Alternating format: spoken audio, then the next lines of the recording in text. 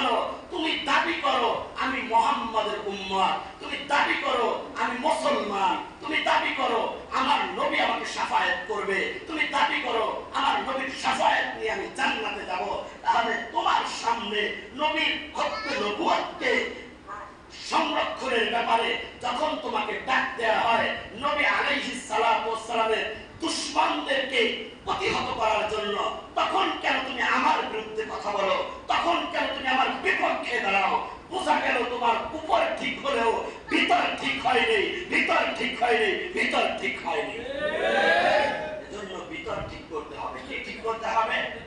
ভিতর ঠিক করতে হবে। আমি জিজ্ঞাসা করি, মাইস ইবনে মালিক যে জিনা করেছিলেন, এটা দুনিয়ার কেউ না জানলেও একজন জানছেন, তিনি কে? আল্লাহ। দুনিয়ার কেউ না জানলেও একজন জানছেন, তিনি কে? আল্লাহ। আল্লাহ কিন্তু জানছেন। আল্লাহর চোখকে কেউ আল্লাহর নবী সাল্লাল্লাহু আলাইহি ওয়াসাল্লামের কাছে মাইস ইবনে মালিক আল আনসারী রাদিয়াল্লাহু তাআলা আনহু এসে বললেন, আল্লাহর নবী ইন্নী ওয়াদ জানাইতু, আমি জিনা করেছি। আল্লাহর নবী মুখটা ফিরায় নিলেন। আবার বললেন, আল্লাহর নবী আমি জিনা করেছি। আল্লাহর নবী মুখটা ফিরায় নিলেন। এভাবে তিনবার বললেন। আল্লাহর নবী প্রত্যেকবার তার দিক থেকে মুখ ফিরায় নিলেন। নেওয়ার পরে সাহাবীদের বললেন, যাও তো এই ঘটনার সত্যতা একটু যাচাই করে আসো। সাহাবা ইকরাম ঘটনার সত্যতা যাচাই করলেন। করার পরে আল্লাহর নবীর কাছে এসে বলছেন, মুসলিম শরীফ থেকে বলছি, একটু বাড়িও বলছি না, কমিও বলছি না, মানে মুহতারাম একটু লক্ষ্য করে শুনবেন। সাহাবা ইকরাম যাচাই করার পরে এসে বলছে, হ্যাঁ আল্লাহর নবী ঘটনা সত্য। আল্লাহর নবী বললেন, তাহলে এই কোমর পর্যন্ত করে একটা গর্ত খনন করো, গর্ত খনন করো। খনন করার পরে এই গর্তের ভিতরে তাকে বসিয়ে দাও। কারণ হলো, যেহেতু সে শাদীশুদা ছিল, বিবাহিত ছিল, আর শরীয়তের বিধান হলো কোন বিবাহিত পুরুষ যদি জিনা করে তার শাস্তি হলো তাকে পাথর মেরে সঙ্গে ছাড় করে তাকে দুনিয়া থেকে বিদায় করে দিতে হবে। এটা হচ্ছে শরীয়তের বিধান। আল্লাহর নবী বললেন, কোমর পর্যন্ত একটা গর্ত খনন করো। গর্ত খনন করা হলো। মেরে মুহতারাম মুহাজিরিন, দেখেন কেমন ভাবে নবীর কাছে নিজেকে সাপোর্ট করে দিয়েছেন মাইস ইবনে মালিক আল আনসারী রাদিয়াল্লাহু তাআলা আনহু। নিজেকে কিভাবে আল্লাহর ভয়ে, জাহান্নামের ভয়ে, জান্নাতের আশায়, কিয়ামতের ভয়াবহ বিচারের ভয়ে দুনিয়ার থেকে নিজেকে বাঁচিয়ে নেওয়ার জন্য আল্লাহর নবীর কাছে এসে কিভাবে নিজেকে সাপোর্ট করে দিয়েছেন। যখন গর্ত খনন করা হলো, মেরে মুহতারাম মুহাজিরিন, আল্লাহর নবী বললেন, তোমরা সবাই তাকে পাথর মেরে সঙ্গে ছাড় করে দাও। যখন পাথর নিক্ষেপ করা শুরু হলো, একজনের পাথর যখন তার শরীরে লাগলো, লাগার পরে একটা সাহাবীর শরীরে, তার শরীর থেকে ফুটা রক্ত ছিটে এসে লাগলো। সাহাবী তাকে অপছন্দ করতেছিল, ইস, একজন নাফরমান, একজন জিনাকারীর রক্ত আমার শরীরে এসে লাগলো। মেরে মুহতারাম আল্লাহর রাসূল এটা দেখার সাথে সাথে সাহাবীকে বলল, তুমি কি বললা? তুমি কি বললা? সে তো আল্লাহর ভয়ে, জাহান্নামের ভয়ে, কিয়ামতের ভয়াবহ আযাব থেকে বাঁচার জন্য দুনিয়ায় নিজেকে পেশ করে দিয়েছে, আর তুমি জবান দিয়ে কি বললা?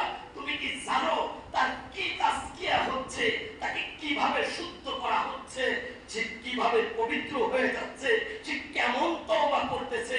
আল্লাহর নবী বলেন, কিতাবের মধ্যে এসেছে, মাইস ইবনে মালিক আল আনসারী রাদিয়াল্লাহু তাআলা আনহুর কথা আল্লাহর রাসূল বলেন, তুমি যেটাকে অপছন্দ করলা, আফসোস, তুমি কি জানো সে কি তওবা করেছে?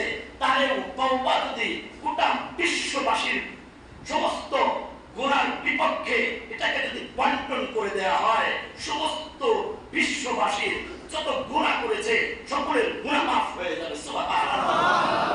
মেরে মুহতারাম মুহাজিরিন, সাহাবা ইকরাম নবী আলাইহিস সালাতু ওয়াস সালামের কাছে এসে কেমনে তাজকিয়া হয়েছেন, কেমনে আত্মশুদ্ধ করেছেন, আর আল্লাহর নবী কিভাবে তাদেরকে পবিত্র করেছেন, আর আমাদের সমাজটা কেমন হয়েছে, আমাদের সমাজটা কেমন হয়েছে। আমাদের সমাজ, বাবা যদি সন্তানকে বলে তুমি এই কাজ করো না, তারপর সন্তান মানতে রাজি হচ্ছে না। স্বামী যদি স্ত্রীকে বলে তুমি এই কাজ করো না, স্ত্রী মানতে রাজি হচ্ছে না। ইমাম যদি বলে মুসল্লিকে, মুসল্লি মানতে রাজি হচ্ছে না। শিক্ষক ছাত্রদেরকে বলছে, ছাত্ররা মানতে রাজি হচ্ছে না।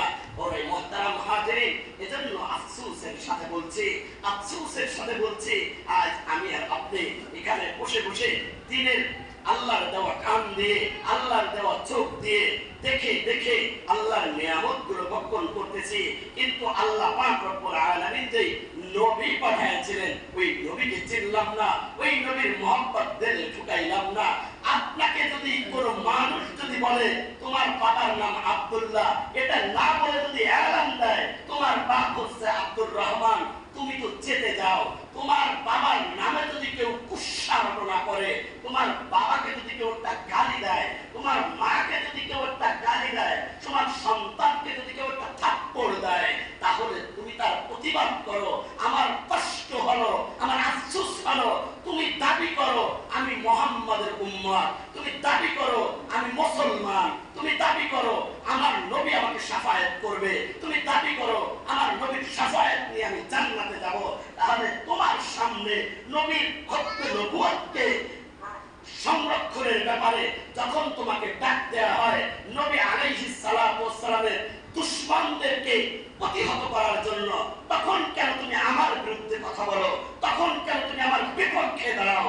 বোঝা গেল তোমার উপর ঠিক হলেও ভিতর ঠিক হয়নি, ভিতর ঠিক হয়নি, ভিতর ঠিক হয়নি। এজন্য ভিতর ঠিক করতে হবে। কি ঠিক করতে হবে? ভিতর ঠিক করতে হবে। আমি জিজ্ঞাসা করি, মাইস ইবনে মালিক যে জিনা করেছিলেন, এটা দুনিয়ার কেউ না জানলেও একজন জানছেন, তিনি কে? আল্লাহ। দুনিয়ার কেউ না জানলেও একজন জানছেন, তিনি কে? আল্লাহ। আল্লাহ কিন্তু জানছেন। আল্লাহর চোখকে কেউ ফাঁকি দিতে পারবে না। আর ওই মালিক তো তোমাকে আর আমাকে ক্ষমা করার জন্য রাতের আধার হওয়ার সাথে সাথে তোমাকে ডাকতে থাকে, তোমাকে ডাকতে থাকে। আছে কোনো ক্ষমা প্রার্থী, আমি তাকে ক্ষমা করে দেব। তুমি কত গুনাহ করেছো, তুমি কত গুনাহ করেছো, অথচ তুমি মালিকের রহমতের ব্যাপারে তো তুমি জানো না। লা তাকনাতু মির রাহমাতিল্লাহ, আল্লাহ তো ঘোষণাই দিয়েছে তুমি আমার রহমত থেকে নৈরাশ হয় না।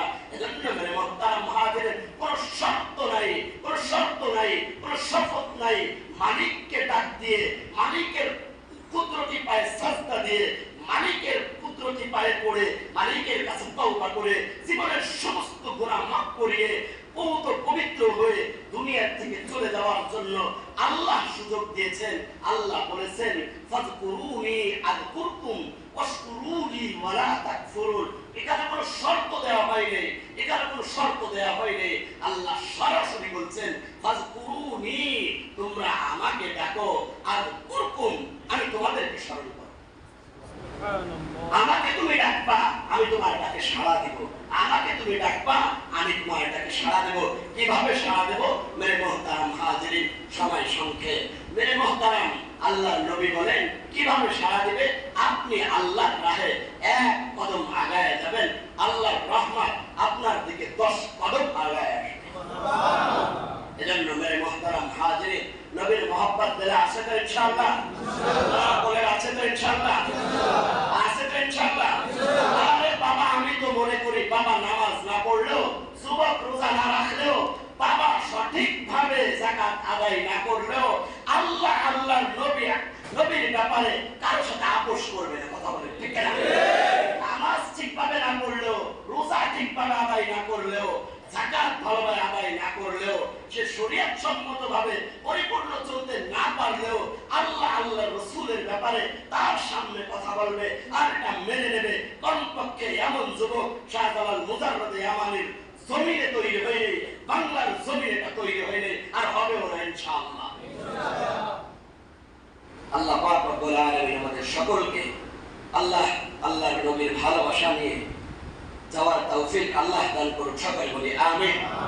আমরা যারা কাবলাল জামাত 4 রাকাত সুন্নাহ আদায় করছি, প্রত্যেকে 4 রাকাত করে সুন্নাহ আদায় করি।